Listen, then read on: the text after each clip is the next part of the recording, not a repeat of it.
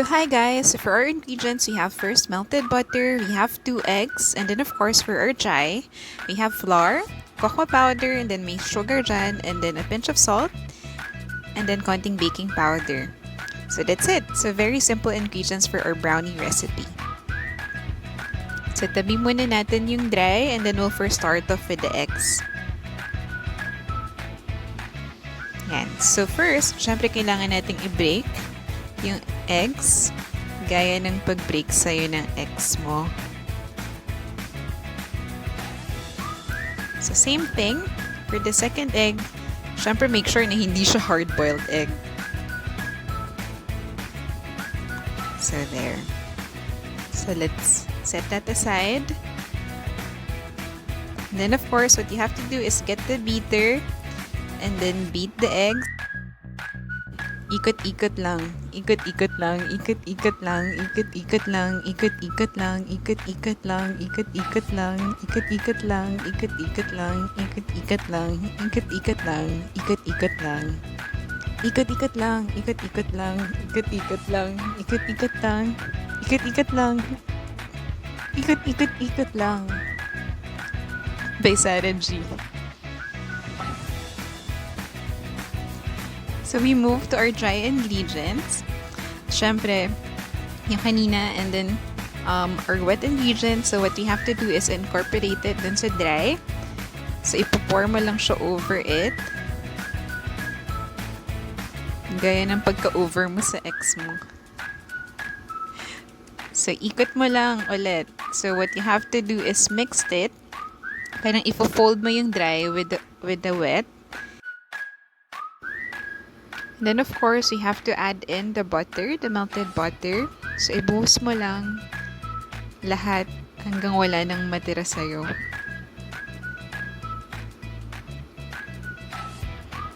So i-mix. And then of course, yun na yung lahat ng huhugasan ni Rosel. So at this point, all you have to do is mix everything. So make sure naka-incorporate yung wet ingredients mo with your dry ingredients. So, mix mo lang. So, we're not gonna fast forward this para makita nyo how mag-mix together yung dalawang ingredients or all of our ingredients.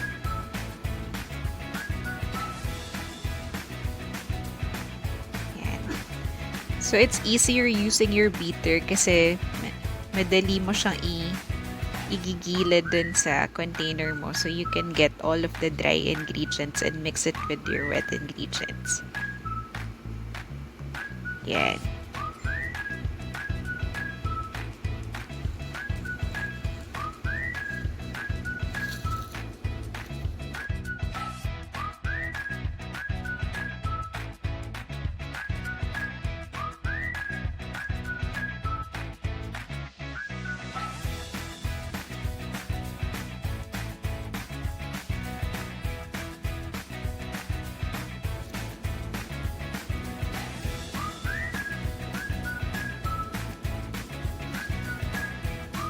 I don't know about you, pero for me, sobrang satisfying makita na nagme-mix na siya. And then, this is how it should look after mo siya ma-mix together.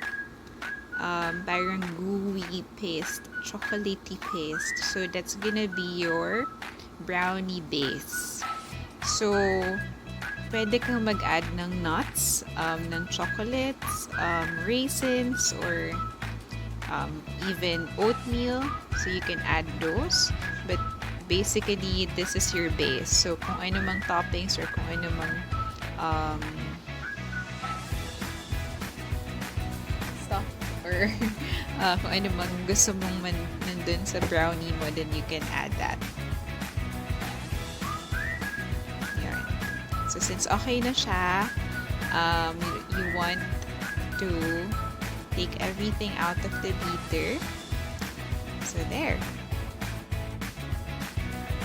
So personally, for me, what I want for my brownie is very plain with some chocolate chunks. So what I did was I chopped some chocolate bars and then added it dun sa batter, chocolate batter natin. And then you just have to, again, mix it up para lahat ng portion ng batter mo may chocolate chunks.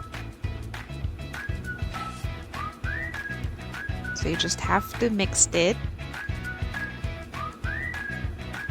Kasi what you don't want is yung parang isang side lang ng brownie mo yung may chocolate chunks and then the rest wala. So, again, you just have to whisk everything and then tanggalin mo yung natitirang batter dun sa beater mo and then there.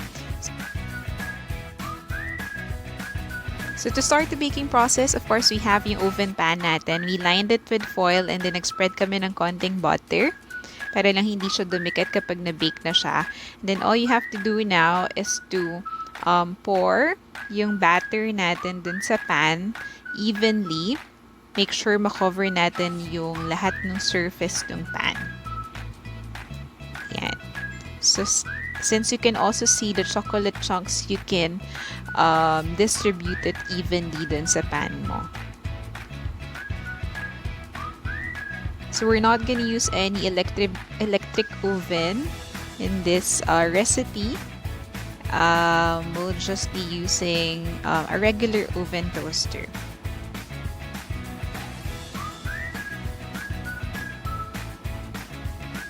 Yan, so spread mo lang siya.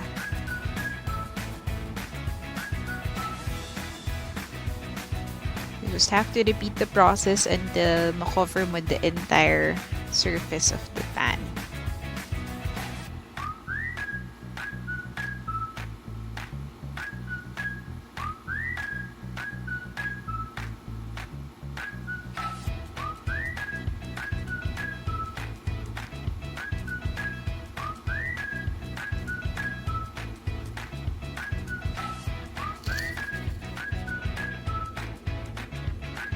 There. So for this particular recipe, you'll be able to make 2 batches. So 2 batches of salang sa oven. So ayan. So spread mo lang siya using a spoon. That's the easiest way to do it. So there. So, kailangan mo lang siya itaktak ng konti para makarating siya dun sa corners of your pan. Para hindi siya bubbly.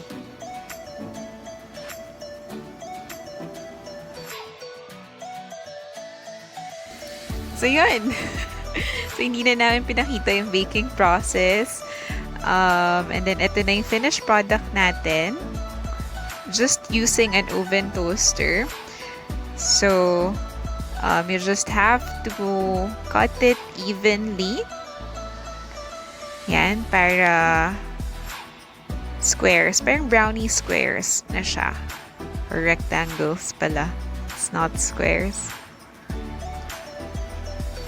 So if you can see, if you zoom a little, kita mo yung pagka-moist kasi we added yung chocolate chunks. So that's adding moisture dun sa batter mo kanina. So that's a good addition actually for any brownie recipe.